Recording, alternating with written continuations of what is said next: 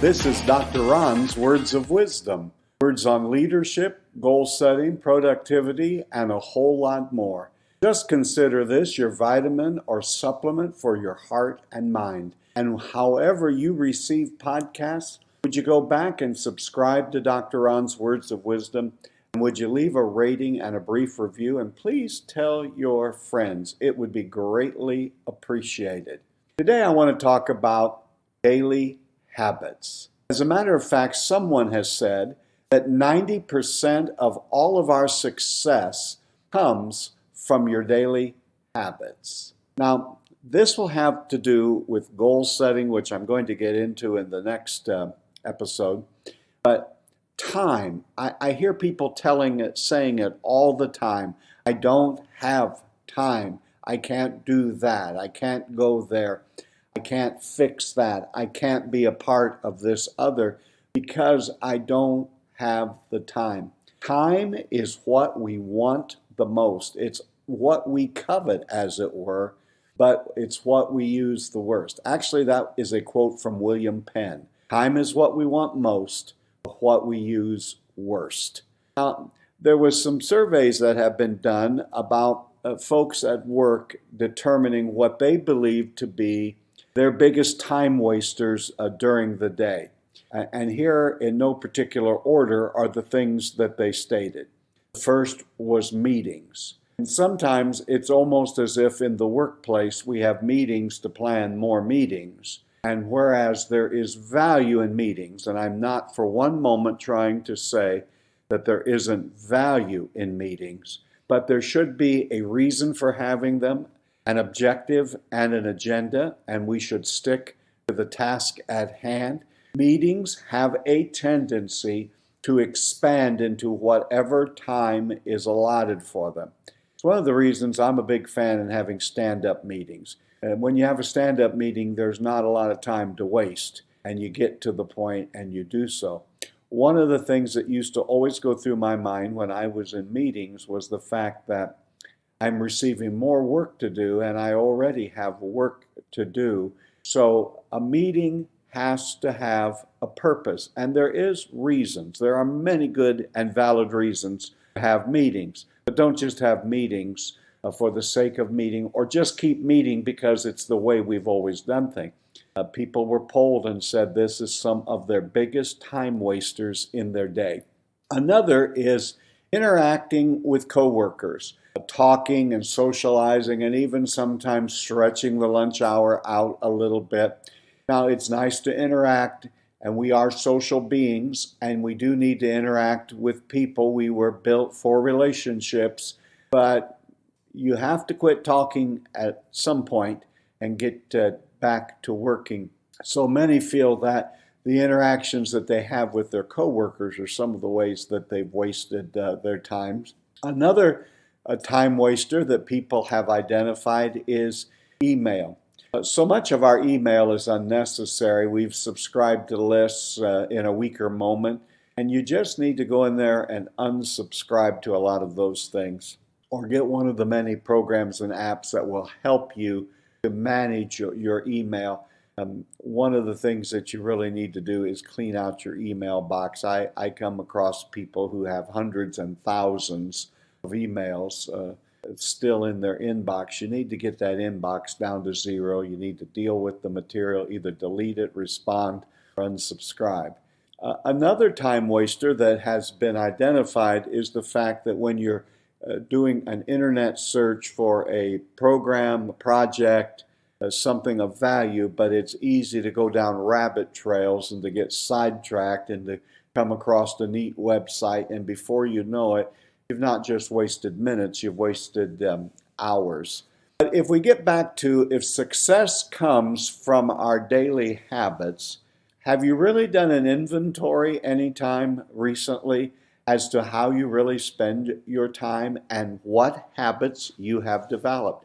If you don't consciously set out to have positive daily habits, by default, you'll just keep doing what you've always done. Let me give you some suggestions of areas, and the suggestions could go on for some time. Because of my value system and beliefs, I believe a habit has now become a habit in my life is time for spirituality. You'll hear some people talk about meditation, and there's nothing wrong with that. But for me, it's prayer and devotions and Bible reading. That has become a part of my daily habits. It not only helps orient me spiritually, but it helps me with my attitude. It helps me with my viewpoint, the way that I look at the world, the way I conduct myself in my relationships. And I have found that to be an indispensable thing that for me has become a habit. Another one that is quite important to me, and it's really two things, but I'm going to put them together in one, and that is a nighttime and an early morning routine. My evening routine is quite simple. I look over all of the events that are coming up in the next day. Maybe a time or two, I'll look a day or two ahead. If I have meetings or appointments with people, I'll make sure I have whatever information I need in order to be prepared for that meeting. I look at all of the things on my calendar because that's where I put my activities. I actually schedule them on my calendar. I'll look at the things that I need to get done, and I will begin listing them or looking at them. And then I will identify the three most important. These are my most important tasks, most important activities of the next day. And I make a commitment to myself that before I go to bed tomorrow evening, I will have accomplished these three. At least one of them, if not more, is something that's goal-oriented that will move me toward my goal. And if you run through that list, then you work your way down with other activities. 3 or 4 times during the day, I ask myself when I'm involved with an activity or a project, I think to myself as I'm working on something, is what I'm doing now propelling me forward, moving me slowly forward, incrementally forward to reach a goal? If not, I need to quit wasting time, and I need to make sure that I am doing those things that are important. My morning routine involves journaling and Bible reading, and I even begin as early as I can working on one of those tasks. Morning is when I eat a breakfast, obviously. It's also when I go to the gym and I exercise. Another daily habit you need to develop is exercise. And you may say, I'm not close to a gym, I can't afford a gym membership, and I understand that. But we can do a lot of little things to help ourselves. I was recently at a shopping center, and I parked as far away from the building as I could, and I walked. And as you walk to the front, you'll notice that there are people just inching along, wanting to get as close to the front door. Now, I understand that if you're not ambulatory, but you're going to not be ambulatory if you don't get out and keep moving and exercise and walk. Walk a dog. If you don't have a dog, walk the neighbor's dog. Park at church. When you're shopping, when you go wherever to work, park farther away and walk. And unless you're on the 100th floor, instead of always taking the elevator, walk up the steps. Keep moving. Another important daily habit would be to eat healthy. None of us, or most of us, aren't going to eat healthy every single moment of the day. But we need to think consciously about what it is that our body needs, what kind of fuel do we need to be putting into our body, and develop that habit. Another habit that I have developed since 1982 is to read, and to read vociferously. I was challenged by a professor in grad school and seminary to read 100 books a year, and I am on record to do that for my 37th consecutive year this year. Read, feed your mind, develop your brain. Your brain's a muscle that needs to be developed. One thing that I am doing that has become a habit is journaling. And again, this does not come naturally for me. I had to work on this consciously in order to make it a habit. So it just helps me to write down my thoughts, to write down my goals, to reflect on what is happening.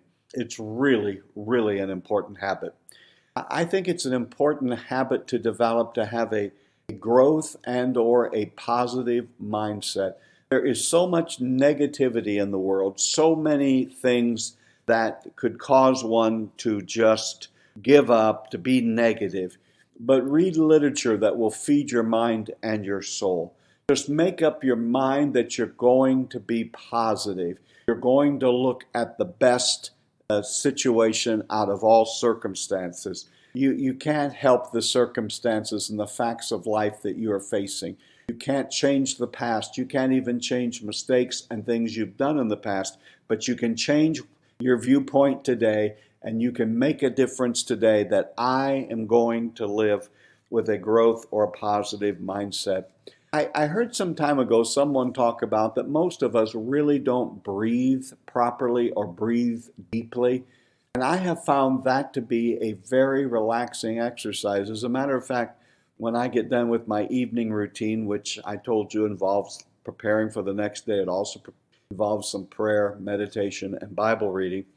I also have begun to breathe deeply and have found that one thing really does get one relaxed. So stop and breathe. That's a great habit.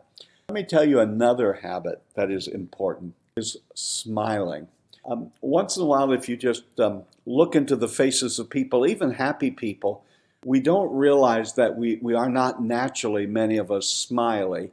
We kind of frown or look downcast. And it's wonderful. You can just change the way you view and you look at life by just smiling. Another good habit to develop is just to make eye contact with those around you. I'm sure that you could add to this list, and I could keep going adding to this list. It's just enough to say this: remember, evaluate your daily habits.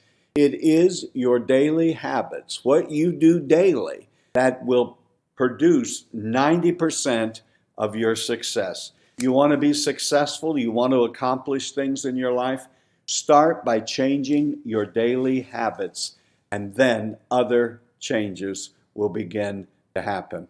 You've been listening to Dr. Ron's Words of Wisdom. I trust that today has been a vitamin or a supplement for your heart and mind. And again, wherever you download podcasts from, would you please subscribe to Dr. Ron's Words of Wisdom and leave a rating and a review. And my friend, before I leave you today, why don't you consciously evaluate what your daily habits are? And rather than trying to quit bad habits, let's try over the next 30, 60, 90 days to develop 2 or 3 positive habits. This is Dr. Ron saying, leader, you're doing better than you think you are. And until next time, have a great and blessed day.